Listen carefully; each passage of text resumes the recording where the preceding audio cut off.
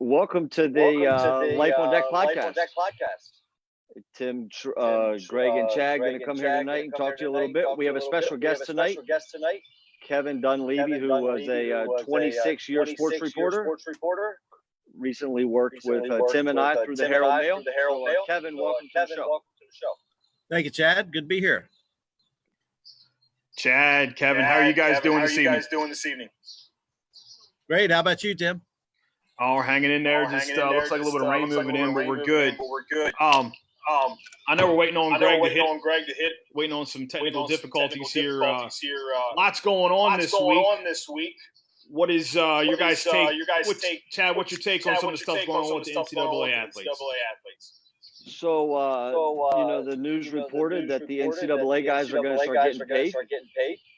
And, they have like value or value as them as a person. And so I decided to wear my Steve Blake jersey tonight just to have a little bit of conversation with that. But it looks like, the guys are getting like $16,000 per Instagram page, upwards of $500,000 a year, depending on what they're able to do with stocking themselves. So I think it's a little crazy. It's not amateur sports, but we'll see what it goes.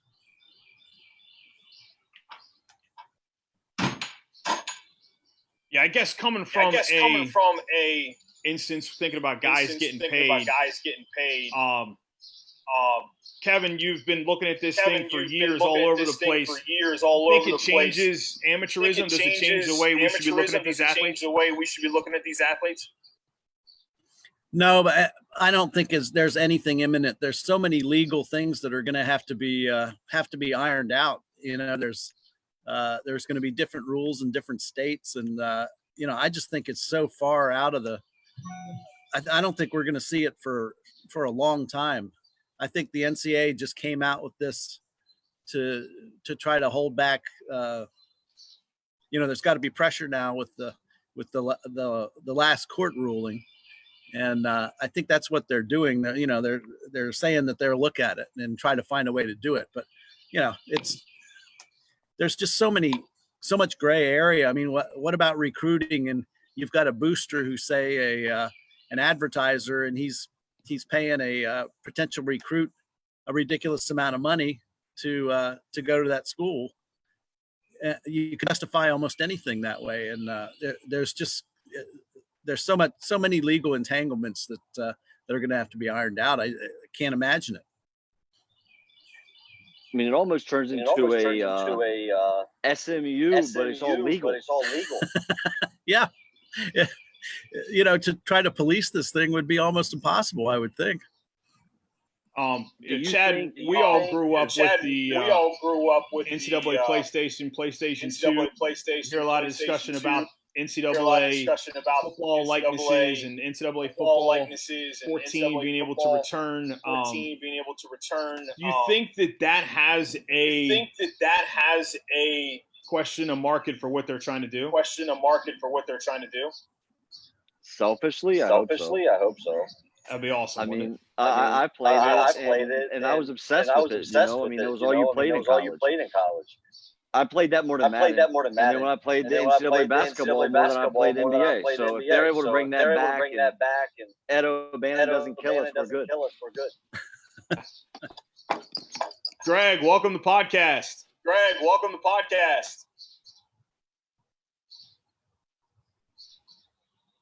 He's sitting on the deck frozen. Look at him. Yeah, I got nothing on from him this end. I mean, my question would be: the NCAA comes out with this right after the NBA G League started throwing some serious contracts. Yeah, like, I mean, you're talking the number 1-2 player in the country, $500,000 contract. Yeah, it's I mean, it would be in their interest to be able to offer, be able to compete with that, I would think,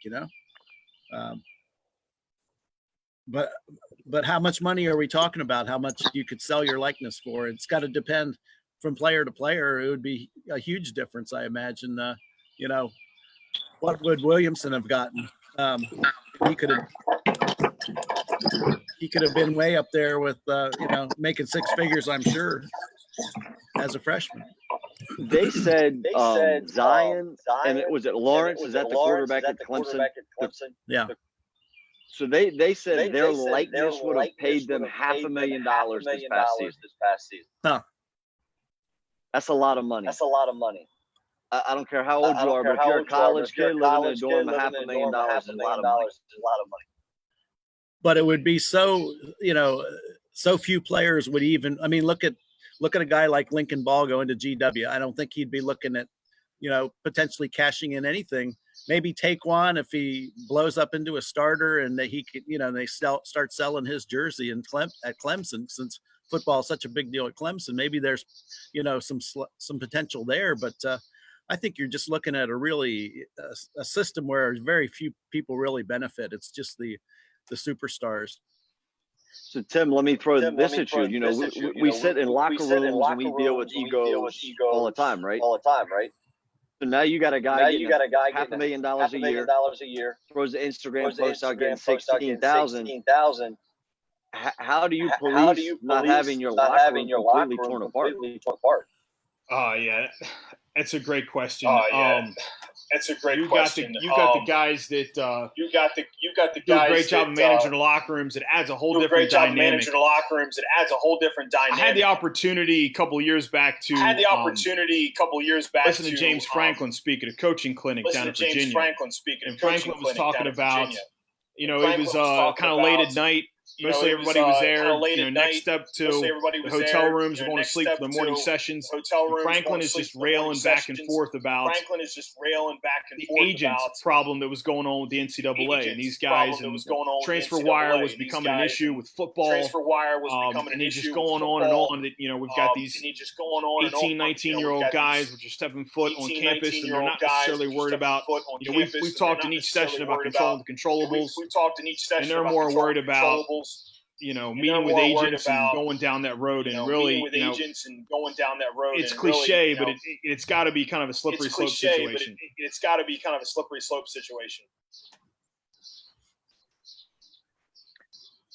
So Kevin, was you covering Montgomery County and down the DC area, like you and I talked about before we went on live?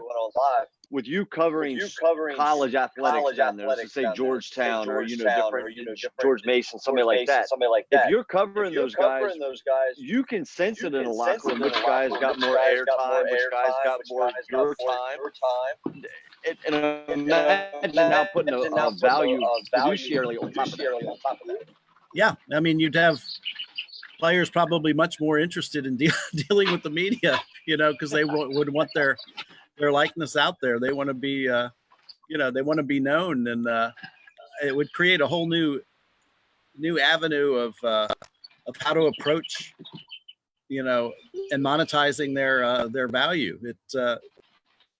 And the really savvy agents, would be in the best position to take advantage of this, I would think. I mean, who's the best NFL agent? Drew Rosenhausen? I don't know.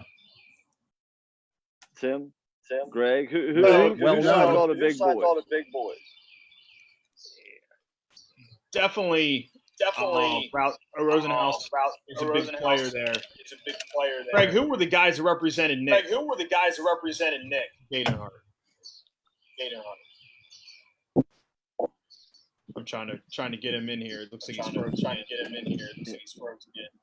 I mean, Kevin, to your point, it is going to come back on the agents and which ones can be most savvy, which ones can come up with a marketable plan, an Instagram plan, Facebook, all that stuff.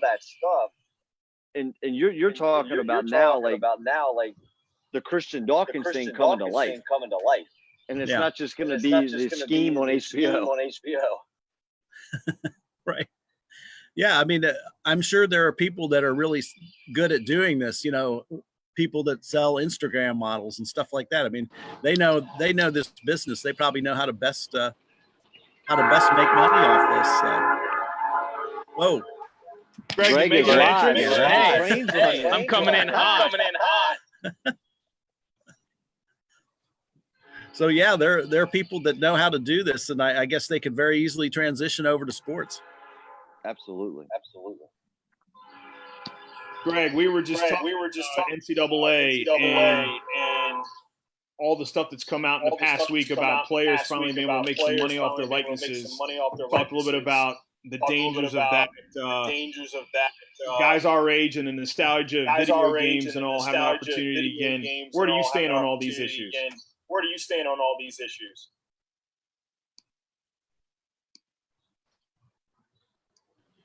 I'm having trouble with the feed tonight. I'm sorry. What was your question? Where do you stand on all the stuff with the NCAA kids? And the opportunity to make money off their. I mean, I don't know much about it, but I mean, I know the big time athletes have been getting paid for years. I think it'd be a lot easier. Growing up, we played NCAA football. I'm sure it's probably been talked about, but you know, those games are a lot more enjoyable. I don't have to go and change all the lineups now. Greg, do you really think these guys been getting paid? Yes. I mean, I'm a huge Maryland fan, and you got Coach Mike Duke. How's he get year in, year out? USA basketball. It's a big feeder for that. Is it? Is that all it is? I mean, they're all driving around in Cadillac Escalades. Hey, Kevin, in all your years, did you run across any other names? You run across any situations with people you thought it was a little funny in regards to that? No, covering multiple college teams like I was never really ensconced with one team, and I wouldn't have had any access to that. You'd have to be like a beat writer covering one team, I think, to really get any kind of feel for that. And I didn't do colleges that long, so I really can't imagine, or I wouldn't have seen much. Maryland would have been the only program that I covered where that would even be a question, because I don't think the other schools would even be a factor. Covering Navy certainly, or George Mason, or GW, AU, any of those schools. Chad, your experience on the trail with AAU and different things. Did you ever see any signs of things that just made you think something's not right here? Oh, yeah. You see it. I mean, I was fortunate enough. So before I took the job at South, my boss had gotten let go at Shenandoah. So it was a thing where I was kind of in charge of all recruiting. So I had an unlimited budget. They let me go out wherever. And I was fortunate enough to go to an event down to Boo Williams in Norfolk, Virginia. And every heavy hitter in the country there. I mean, to give you an idea, when I came out of my hotel room, Mike Krzyzewski's room was to my right, and Steve Alford's room was to my left. That's who I ate breakfast with that morning before we went into Saturday's games. So there are certain guys that do certain things. Yes. I mean, here's how it's done a lot, and it's not illegally done because it's been worked through fine lines. Like Kentucky, for example, they won't pay anybody up front. What he does is he signs guys, and they go play for the season. 1 or 2 seasons, one and done's, whatever. Okay. Then the moment they sign with an agent, he goes to all the Big Blue Nation, little supporter events. And here's a couple bucks, thanks for taking care of our team. But at that point, they're already legal to accept the cash as a gift, and there's no issues. Think of all the sneakers that's actually been written about. Think of all the sneaker money. How much do you have any idea, Chad, how much a college program gets for the sneaker contracts? And to see that go to the individual players, what kind of effect would that have? That might be huge. Oh my goodness. I mean, let's just use Jordan as an example at Carolina. So they get all the Jordan shoes they want, all the gear that they want. They basically are given almost like $1,000 a year to choose what shoes they want, and they have to match the Carolina scheme. That's it. So we're talking about year. We're not even talking about just cash. Yeah. And you're right. I mean, the amount of money those guys pay. I mean, what's the largest contract? UCLA and Under Armour? $350 million or something obnoxious like that. Oh, is that? Wow. That's amazing. At the time, Notre Dame was the largest. And I'm almost positive UCLA was a lot higher than most of those. I majored in sports marketing at Shenandoah, and when we were in the management classes and the marketing classes, we had to find out which schools operate in the black and which schools operate in the red for an entire athletic season. There's 5 schools. Ohio State, Michigan, Texas, Notre Dame, and at the time it was UCLA. That's it. Everybody else lost money by having the other sports and having to take the main sports to pay for the other sports. Wow. Yeah, there's been talk that this could really hurt Title IX, I've heard. I mean, it wouldn't hurt Title IX. It wouldn't change Title IX, but it would force schools to offer much less in the way of sports and have to make more cuts. I mean, it probably would. Be a Look negative back effect. at Maryland a couple years ago. Yeah. I mean, in order to keep softball, they had to drop like men's and women's diving and swimming or something like that. Yeah. Yeah, I had the opportunity to be the head golf coach at one of the local high schools a number of years back when I first started teaching. And that year had a couple of young guys that went to states. And I think that was one of the years that the Maryland golf team was right on the edge of they're going to get cut, they're going to get brought back, or what have you. And obviously, of course, at the University of Maryland, there's university run and different things. But it was really all anybody wanted to talk about there at the state stuff going on. A little bit of a smaller audience, more. I don't know what I'm looking for. Just a little bit more of a specialized group of people, but you can tell it was a huge concern, and it definitely had implication down the road to the high school athletes. And then, we could talk for days about golf. That's probably another podcast episode about the changes and different things with that. But every little thing trickles down. Yeah. Sure. We get Eddie Sonic down. Is Greg here? Is he flown off? I don't know. I've been trying to get a hold of him here. I was just going to get ready to kind of segue into one of his favorite topics. Was that where we were going with the trickle down effect? Right down the big hill in center field. I don't know. Lord only knows what happened.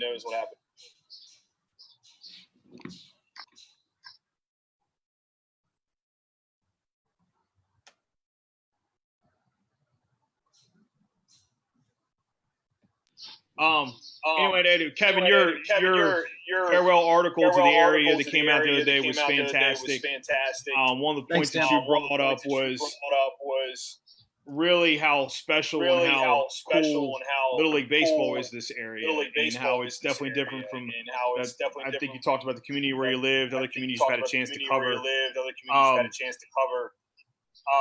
Little League is one of the topics that Greg is really passionate about. I was hoping to get him tucked in here. But is there anything like maybe you didn't have time to elaborate or have room in the article to talk about more that you felt like you wanted to talk about? Yeah, I mean, the big thing with the Little League losing a season, boy, those 11 and 12 teams, they point toward that so much. And I know certainly a program, Little League that you're so familiar with, Conococheague, they were so gunning, looking forward to this 11 to 12 season because they won when they were 9s and 10s. The same group won the state and went up to Rhode Island, played in the regionals. So it's really hard for them. They have a chance to play play state competition, but that's really up in the air, and it's hard to imagine that happening, especially in a state where you've got a lot of population centers. So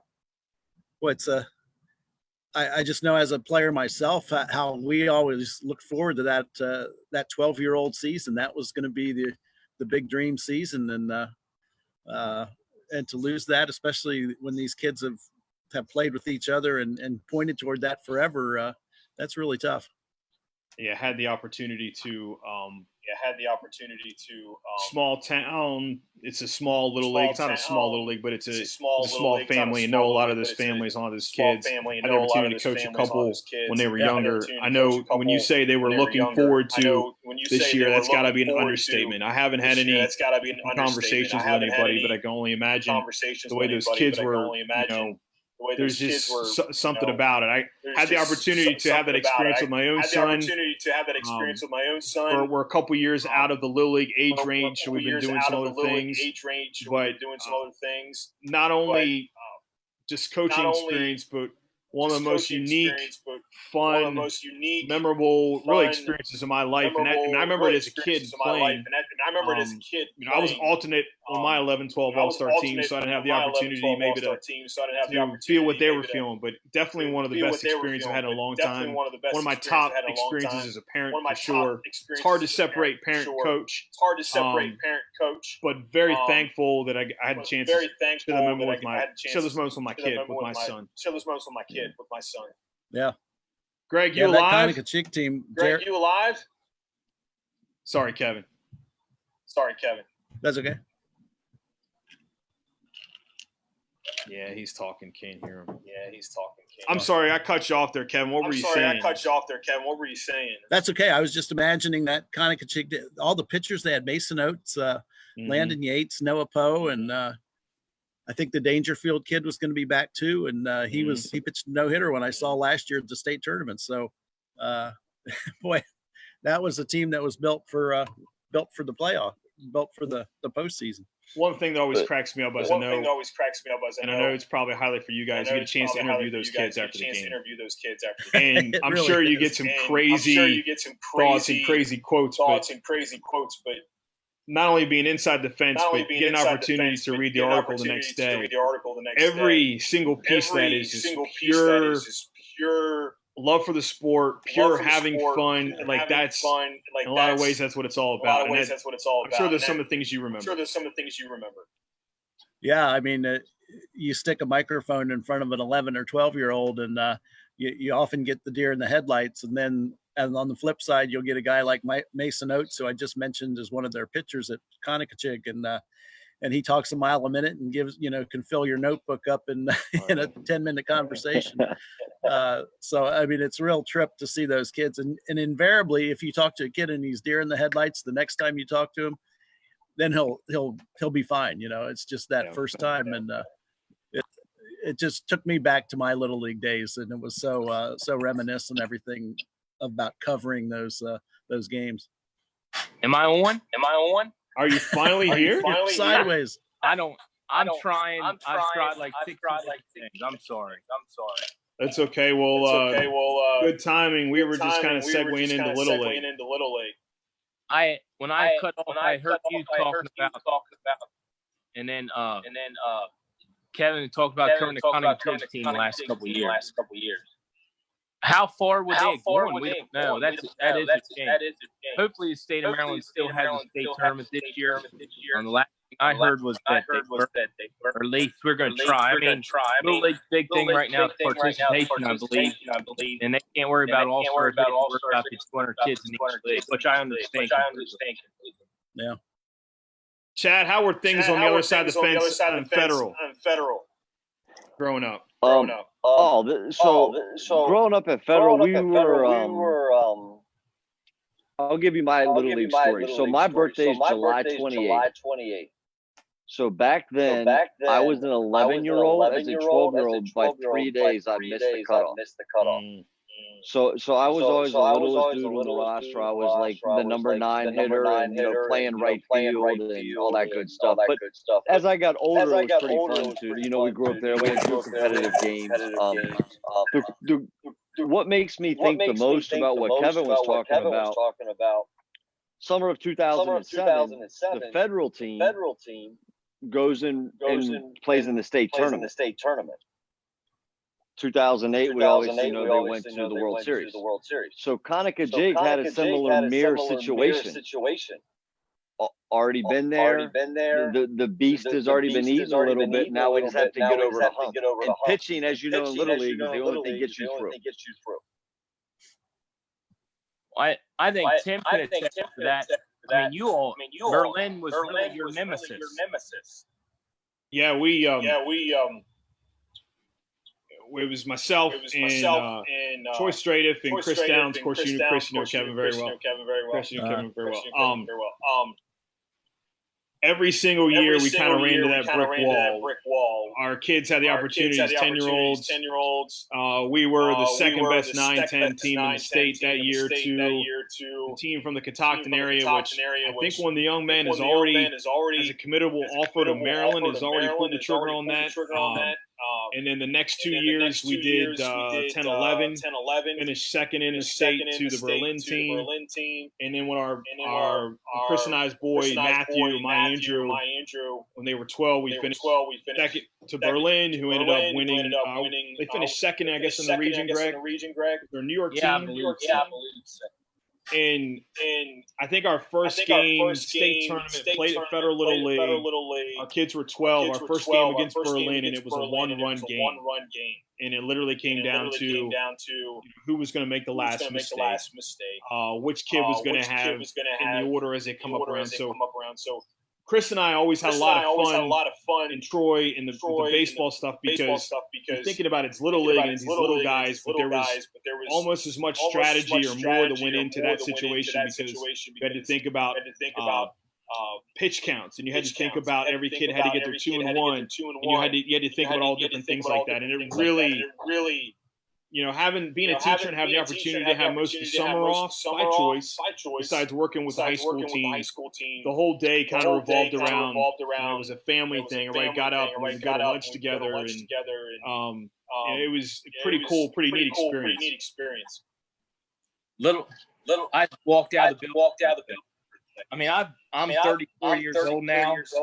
I've been coaching Little League since I was 18. Actually, I mean, I've done a lot of things with it. I actually played in the state tournament as a 12-year-old. We finished third, I think. That was Nick was left. And then, we won the section in 2004, the 9-10 group. Nick's little brother, Henry, actually worked from that group. He went to Oregon to play on a full ride. I coached at Federal right after for 2 years. I coached the halfway for like 6 years. So Little League's been a huge part of my life. I love it.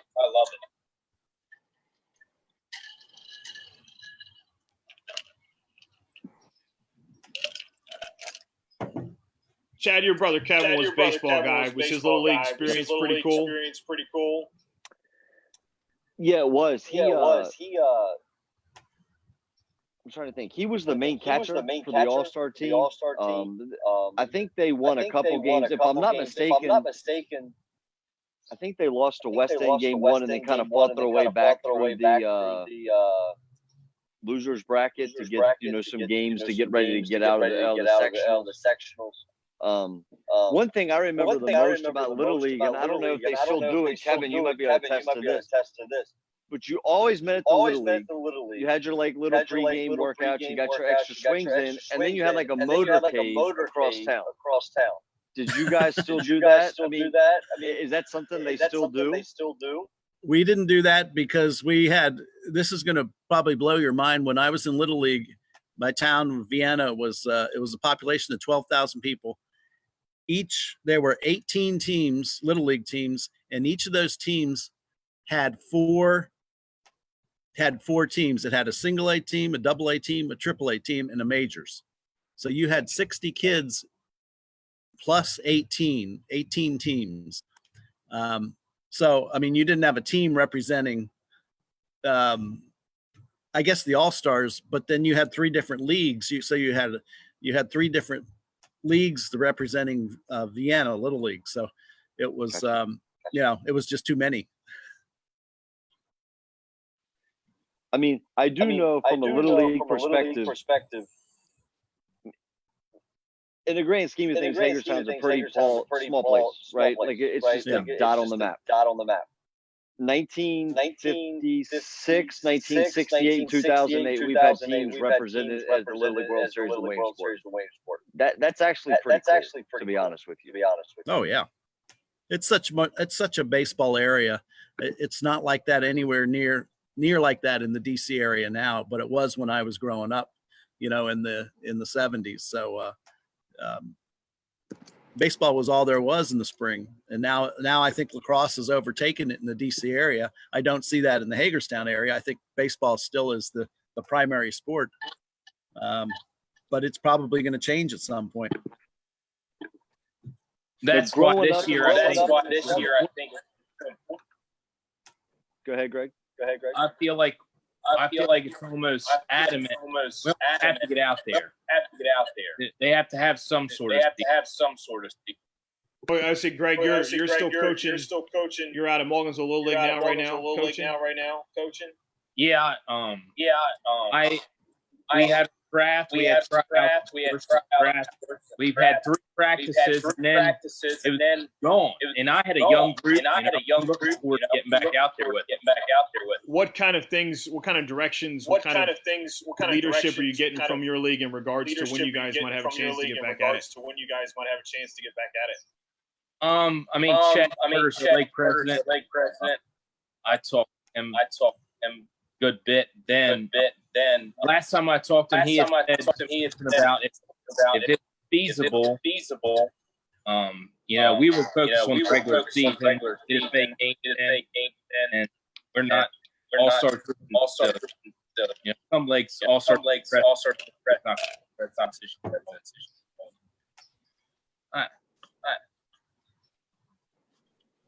What's up? You still there? Yeah.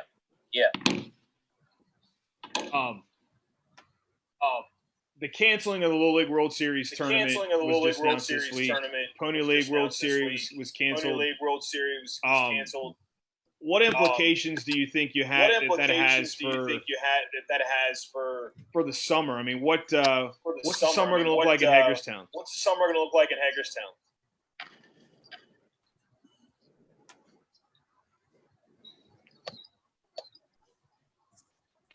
Anyone there? Yeah, so I'm here, but I don't have much. Yeah, so Greg, what are some of those concerns you've been talking about? As in what? As if Little League World Series is canceled, baseball looks like it's kind of off the map. If you guys can't get back to work, what does that mean? I mean, obviously we're talking about young kids. I mean, my kid's 8. My kid's 8. He's been looking forward to. Really Christmas time. It's gonna hurt. It's gonna hurt. He does. I'll go back on Kevin's point. Kevin said, as you build up, it's no different in your senior year. You're just a senior at Federal Little League, Conica Jake Little League. You're a senior. You look forward to that 1 year. Here's going to be the question. A couple of years ago, they allowed more 13-year-olds to play the Little League World Series. Are they going to go back to that for a year? Or are they just going to take this entire 12-year-old group and just wash it? Well, those would be some big kids that playing on a kids really grow between 12 and 13. They would be hitting maybe 350-foot home runs on a 200-foot field. But that might be undoable. Yeah. That would be a great gesture, though. I think it would be neat. And to your point, it is a big loss for those guys. That's one thing you can't really get that back. Your last year, Little League. I'll always remember mine. Kevin, I guess it was you had posted something on social media the other day. We're all over social media, especially we're all quarantined and talking about the Last Dance. What was kind of all got us talking about you coming on the show. It's awesome to have you. What are some of the things you were talking about there? Well, I've been disappointed in it. I thought it would be more inside stuff. I wanted to see more locker room. I wanted to see more practice. I mean, I'm watching it, and I'm a captive audience just like everybody else because it's the one thing that's going on now. But I just thought there'd be more inside stuff. And when you look back on it, I mean, it's a Jordan approved documentary, and you just can't do a good documentary if it's authorized like that. I mean, he's got a hand in putting that together and molding it, and making himself come off the exact way he wants to come off. And there's a lot of things that I don't like about that as a journalist. I know you all, grew up idolizing Jordan, and that's understandable, but I have a problem with it as far as the way it's being presented, really from his 95% from his viewpoint and his approval of it. So I kind of, I'm still enjoying it. I'm still watching it. The game footage just reminds me of how unbelievable he was. I'm loving that. I'm going to watch it all the way through, I think. Mm-hmm. But still, to me, it's not what I expected. And I should have known because I knew he was involved in the production of it. I thought it would be more backstage. Team stuff too. Yeah. Yeah, I mean, I imagined him. You hear all the stories about him chewing out teammates and stuff, and that's kind of what I wanted to see exactly how he did that motivational piece in practice. That would have been interesting to me. I think tonight one focus on the segment tonight is the Dream Team. And Chad, do you remember the story of the greatest practice ever? Do you remember that story where it's Jordan's got one group of guys, Magic's got a group of guys, and it's some people. I think I saw a clip this week where Magic calls like the best basketball game he ever played in. What do you think of some things covered that? What's that? NBA TV. They actually had it covered, and they filmed it. And there's clips of it that are on YouTube. It's unreal. Like you're talking the best players to ever step on the floor, going at it for an hour. And Chuck Daly just sat on those. Him, Krzyzewski, Lenny Wilkins, they just sat on the side. As a matter of fact, I think Jordan picked the team. Magic picked the team. Larry sat out because his back was bothering him. And Jordan told Christian later, he was listening to this about pros. You're not ready yet. Sit down. Yeah, what was he doing on that team? He was the one. They always had a college guy, I guess. That was Christian Lake. He was a token, I guess, a little bit. He was on that team instead of Isaiah Thomas. How's that happen? I think that was politics. Yeah, Jordan, they couldn't stand each other. Remember the time that Jordan... they still don't. But yeah. I'm going to play devil's advocate. Isaiah is made out to be this. The last 2 weeks, Isaiah's made out to be this vile figure. That nobody wanted to play with him. He played the wrong way. If you look at the 85-86 Celtics didn't shake hands with the 89-90 Pistons. I know it doesn't excuse the fact that they didn't do those things, but is it Michael, Scotty, and them being drama queens, and Isaiah just trying to I think they're making out Isaiah to definitely be whatever. Again, Kevin, are they protecting Jordan and the fact that he had a big deal and not letting Isaiah on the Dream Team? So are they being too harsh on Isaiah? I'm not a huge Isaiah Thomas fan, but I think there's a quote that comes up tonight where Magic calls. Excuse me. I think Michael calls Isaiah Thomas second best point guard that ever lived behind Magic Johnson. Huh. Yeah, I came across or came away from that last episode thinking Jordan should be above this. I mean, why call Isaiah Thomas names? Isaiah Thomas clearly has moved on and is, he was sort of apologetic about it. I don't think he needed to be apologetic because we're talking about shaking hands. To me, that was the biggest. I mean, to spend 15 minutes on a documentary about shaking hands, I mean, that was pointless to me. I thought that was ridiculous. And for Jordan to have this grudge and take advantage of this situation to try to make him look bad reduces Jordan in my mind as far as his stature. Be above it, But if you remember, it's funny you say that.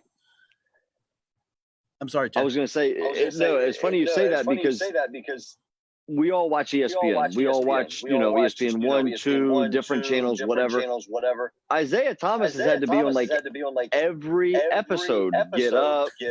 Then I mean, he's on everything trying to like protect his image. 20 plus years later, that's crazy. Yeah. Well, I think he was well known to be just kind of a phony. But he's moved on with it. But Jordan just has this thing where he doesn't let go of anything. Remember when he was inducted into the Hall of Fame and he brought his old coach back, and the last guy that made the team, and kind of embarrassed him. I mean, what kind of guy does that when you're being inducted into the Hall of Fame? I mean, the competitiveness, the thing that made him great also makes him unsavory in a lot of ways too, because he should be happy with his place and not bear any grudges at this point. I think Jordan should. Agreed. Tim, to your point, you talk about the 80. Was it 89, 90? Was that the year that the Celtics didn't shake hands? Or is that what they showed on the film, right? Yeah, they showed the 89. They showed. I guess it was the Pistons bad boy team in 91 when Michael and Scotty and the guys swept them to win the Eastern Conference for the first time. Basically, the passing of the torch. They were going to go on to play LA. You had Isaiah, Lane Beer, those guys that got up off the bench. I think there was like 7 seconds left to go. And I think it was a scene where Verb was like, hey man, in our day, we didn't shake hands. We could just get off the bench and walk to our corner. Those guys had to walk in front of the Bulls bench or behind it to get through. And it was just, there's a clip of Michael who's just sitting there with his towel in his hand like, I can't believe it's happening. He says, well, when they beat us in 90, we shook hands, et cetera. I did see the Bird quote. We didn't shake hands. I thought that was interesting. They were my enemy. Yeah. And that was kind of maybe that's how Jordan grew up a little bit, not taking his side. But I mean, Bird's made that really clear. That even him and Magic, now they're friends, but at the time, that's not my guy. I don't want anything to do with him. I think there's also the factor too with the Pistons. They were sort of the bad boys of the NBA. I mean, they were nationally, just hated, and people loved Jordan. They wanted to see him win so bad, and they kind of felt like the media didn't give them a fair shake. Here, they're the two-time defending champions, and they were sort of viewed as the team that everybody, and part of it certainly their style. And Lambeer was a guy that you had to, you couldn't like that guy. So it's understandable, but I think their mindset was such that they felt put upon by everyone. And, heat of the moment, I just don't think it was something that's really worth talking about or blowing up as far as a documentary goes, No, I agree with you. Have you guys seen the 30 for 30 Bad Boys? No, I've heard great things about it though. Yeah, it's one of the ones. It's awesome. But Lambeer on there, like they asked him, was it Isaiah's decision or was it your decision? And I thought it was cool. He was like, Isaiah had nothing to do with it. He followed me. It was all me. And he carried that bad boy mantra, and he didn't care. And you need we talk all about the different stuff. You need a guy like that in your locker room. Yeah, it's just going to take deflects a lot of stuff. Yeah, absolutely it does. And really, if you think about it, well, Michael came back after baseball. Dennis Rodman deflected all the heat. Yeah, that certainly helped him. Do you guys think that they made too much a big of a deal about the whole Rodman needed the 48 hours and he went to Vegas? I mean, I couldn't imagine an 82 game season. Even those get they're up and down, and they made a big deal. He's in Vegas, and he's with Carmen Electra. And how do you think they'll be looked at today? Boy, it could never happen. I don't think. Do you think it could happen, Chad? I mean, it seems like with social media, it would be impossible. Yeah. No, I mean, you imagine Twitter? Twitter would blow up if a guy was hanging out in Vegas for 48 hours. I mean, I'll say this, Tim, to go on your point. I was fortunate enough to play basketball at Goretti under Koki for 2 years. We played 40 games each season my junior and senior year. That's a lot of basketball. I can't imagine doing it in 1 year, but when you look at it from that standpoint, we never needed 48 hours. And the fact was, he didn't come back after 48 hours. Jordan had to go get him after 72 in his hotel room. Get him out of bed. But to Rodman's credit, too, I mean, Jordan couldn't say anything bad about him. I mean, he loved him as a teammate, and he mentioned, his work ethic. He's almost like Antonio Brown, the wide receiver, where nobody questions that work ethic. There's just like a screw loose. And Phil Jackson probably realized that there's, this is an opportunity for him to get good with, having a little bit of, to let him have more of a stake in the team, or to just have a little more power that he was craving at the time. Because it worked out. I mean, it seemed like from the documentary that's what he needed, and he was ready to come back. And remember the talk about how he outran everybody at the next practice, where he blew everybody, lapped other players and stuff. So it was a good fix for a problem. The Indian drill. We had to chase him down. Yeah.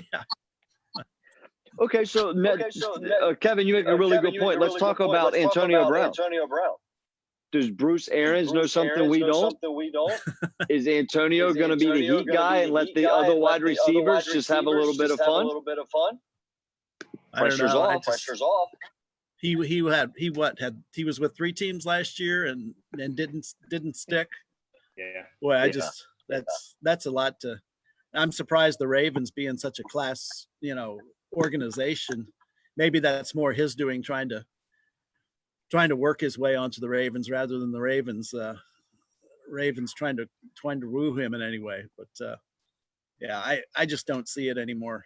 I don't think any, maybe a team that's looking to, that doesn't have a lot at stake in a season may pick him up, but I can't, Well, it seems like we talked about, I think, Bruce Arians the other day about kind of the no risk it, no biscuit. Belichick talks a lot about the NFL is all about managing risk, leveraging risk. What is their risk to take him? They bring him in and he's ready to go. He probably still has the goods to be one of the best receivers in the league. If not, they cut him like 4 or 5 teams have down the road.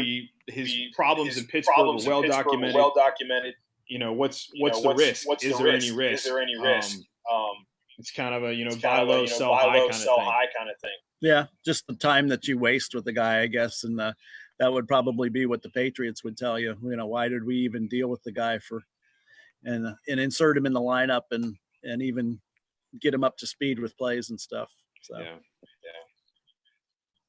Greg, what do you think about Antonio Brown? Did Tampa Bay?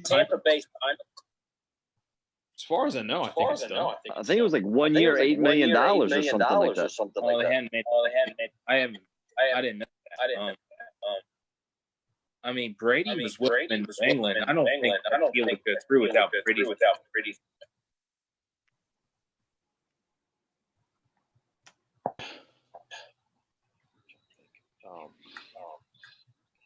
I mean, you figure Brady's going to have a huge input in Bryron Leftwich's offensive playbook. So he's going to probably be able to get his pieces. I must have missed something because I didn't realize he had signed. Unless I read that wrong. Maybe I did. I thought he did. Or he was at least offered 8. Oh, fact okay. check it. Yeah, I don't think anything's said or done. Yeah.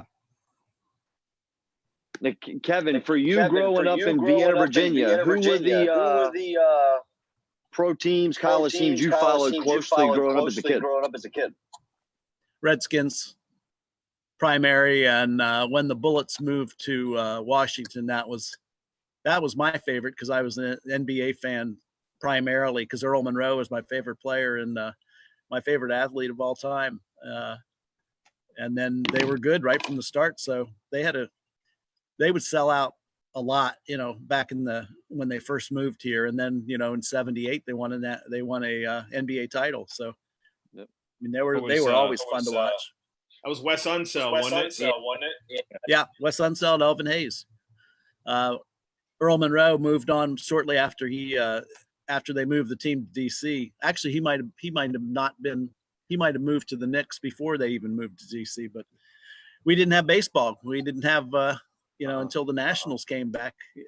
Right. We had the Washington Senators, but I'm too young I don't remember that hardly at all. But Greg and I were raised on home team sports. Washington, you had the Bullets, and you had the Capitals, and then the O's. And those days are long gone, but it was a fun time. Yeah, Mel Proctor and John Lowenstein. Yes. They're my favorite broadcasting team, I think. How do you feel about the Redskins draft? I'm pretty happy with it. I think they took some gambles. I would have liked to have seen them get a tight end, but I guess they signed one that they expect. The Moss, son of Randy Moss, was signed as a free agent after the draft, and he was expected to go in the draft.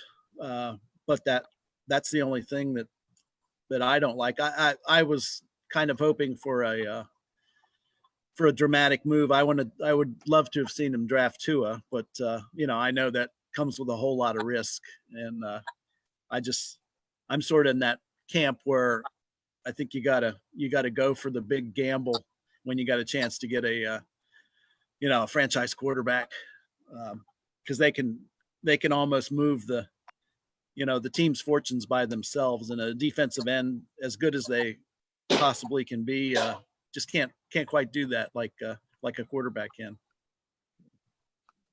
Yeah, I think we discussed a little bit last episode. Is Haskins the answer? Was Tua should have been an option at number 2? Those kinds of things.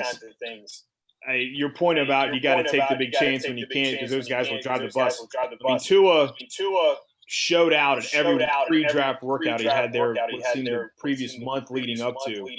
You had guys saying that he was smoother than Kyler Murray. Maybe not the size, but bigger than Kyler Murray. But had maybe not the size of a prototypical pro guy, but had the could make every throw he needed to make. And also had the other piece too. The intangible piece, and the guys will follow him. Yeah, it seems like every not sold on Haskins yet.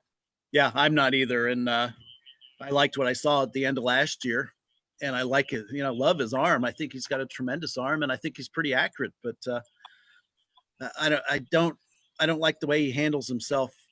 Other than otherwise, I think there's a lot of concerns, and your quarterback has to be the most mature guy in the room, and he's not even close to that, I think. Wasn't he taking selfies after his first game or something like that? Yeah. Exactly. Hey, it's the new generation. I don't agree with it, but it's kind of how. Look, he's just trying to get paid or something off Instagram. He was supposed to be on the field for the kneel down. That's when he was doing the selfie. I wouldn't have the problem with the selfie if that wasn't the case. Exactly. I had taken a couple years away from coaching high school football when my son was born. And got back into it about 7 or 8 years ago, and obviously I had the opportunity to run the program at Williamsport. And I remember, I think it was the first varsity Friday night game that we had, and it had been 4 or 5 years since I've been on the sidelines, been in the locker room in that environment with the kids. And I remember, obviously, you can always hear the music booming from the locker room. At Williamsport, we come back around the corner from the gym entrance of the boys' locker room. You kind of make an L, and you go back the main set of lockers, and there's a varsity room. And I remember there's a door, and as you walk by, outside, open it up, and there was 40 kids dancing to wasn't the things that I listened to trying to get ready for a game, many. So that was like my moment for me. I was like, all right, things have changed a little bit. And that was, every team's different. The beauty of how they do it, how they get themselves ready, whatever works for them. But that was a moment for me that it was like talking about these younger kids are different. Yeah. Chad, do you have any great memories or points from transitioning from coaching college to high school in differences in kids? So I kind of have a little different path. I mean, I was at Goretti, and then I went JUCO, and then I went 4 years. So the junior college kids I coached were probably the most talented kids I've ever coached. Savants on a basketball court.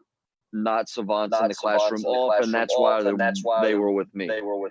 Those guys had a switch that they could flip at any second. So when you're talking about like getting out of a school van, throwing on a jersey, going out warming up, playing, we averaged 98 points a game that year. So that was an interesting situation. When you went from there to 4-year school, a lot more mellow guys. There was a process in building and that stuff. There was more buy-in to the team. Junior college is all about individual. Like, how can I get out of here fast enough? How high can I go? What's my stock level? That type of stuff. And then when you come, so I was out of high school sports for 7 years when I came back to South. So as I came back and you go into the locker room, the guys are dancing and they're listening to this different music. And I'm like, hey, we got to focus. And I'll be honest with you, for 2 years, I fought it. We had an agreement this year. You guys go out and perform the way you want to. You can jam to any music you want to pregame. I'm giving you the rope. But as soon as we start, we're gonna switch things up. So I can say the last 12 games, they banged to whatever music they wanted to in the locker room. You take it right. And it's a focus thing. These guys, it's a different focus nowadays. So.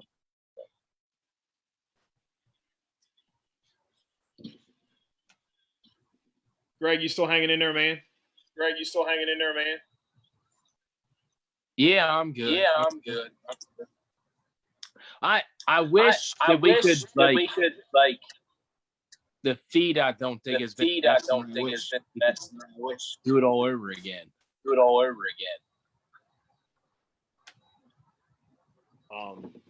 Look, they got Michael getting ready to talk to Scotty.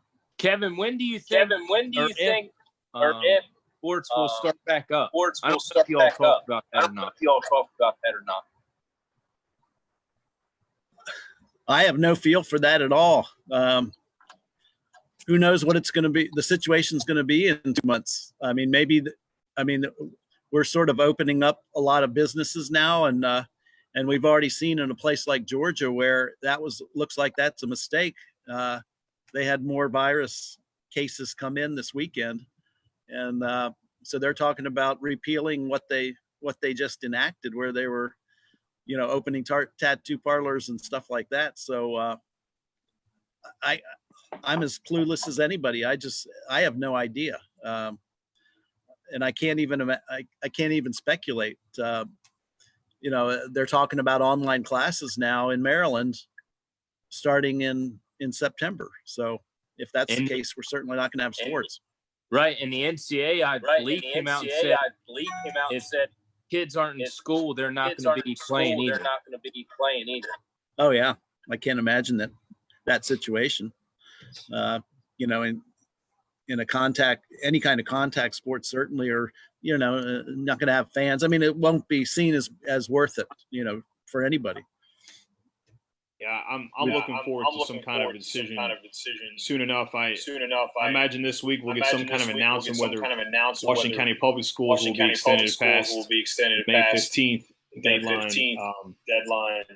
If somehow, by whatever act of God, we could get the go-ahead to work with our student athletes this summer, we could still complete our normal 8-week summer conditioning program.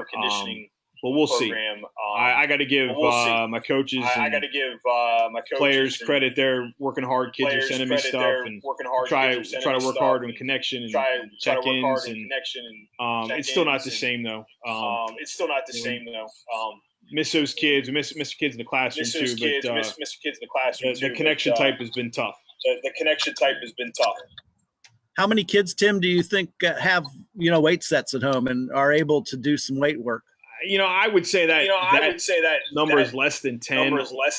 Our kids 4 days a week, we send them like a body workout, which we pull off online resources. The guys at True AP have been a great resource for us as far as helping out with that. Everything from air squats and ab work to sprint work and do different things. So it's definitely not the same as what we would normally be doing. And it stinks because we're missing a major window of time for high school football, and really football in period. That time from March to June is really a big opportunity for those kids to not make gains, but just get themselves stronger. Some of the guys that were winter athletes that don't participate in the spring would have the opportunity to work with us then. Really, it's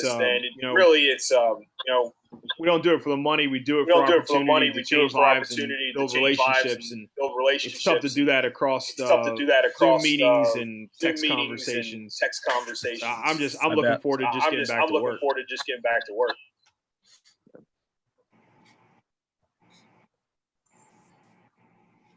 Chad, how are things going for you guys with basketball? Similar with you. I try to keep in contact with the guys every day, some fashion, whether it be over social media, Zoom, email, that type thing. I know they try to get out to the park and get shots up before they get chased off. I know we don't have any weight sets, or I know not very many for my guys. But I know they're running, and they're doing push-ups, sit-ups, pull-ups, that type stuff. So luckily for me, I'm a little bit ahead of the curve than you would. I can at least, if we do get back into a normal situation, I can September, October, into November, get my guys back right. But as of right now, Sid McRae and I've talked over at Goretti. There's no summer league. So, we're just kind of maybe in August we'll get a couple games in, but it's really everything's so far up in the air right now with what we can do this summer.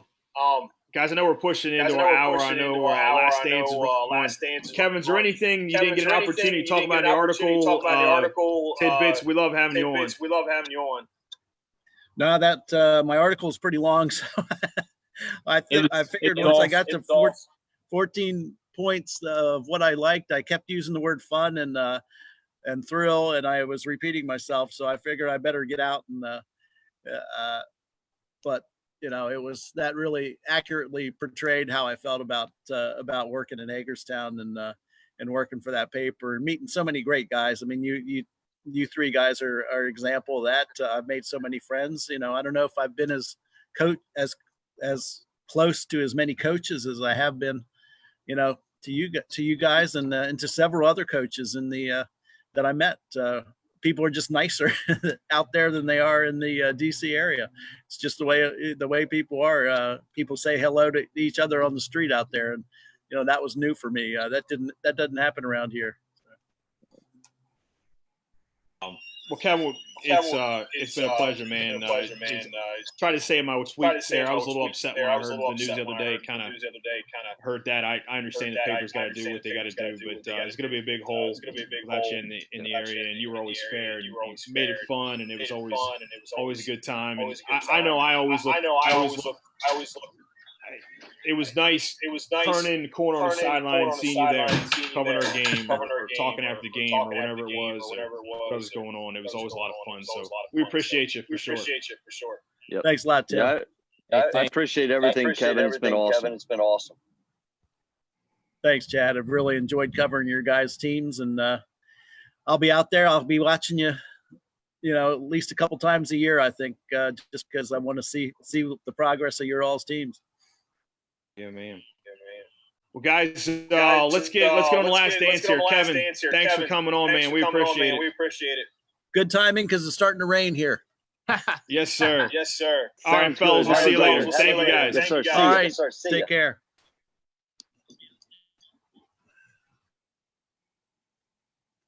I don't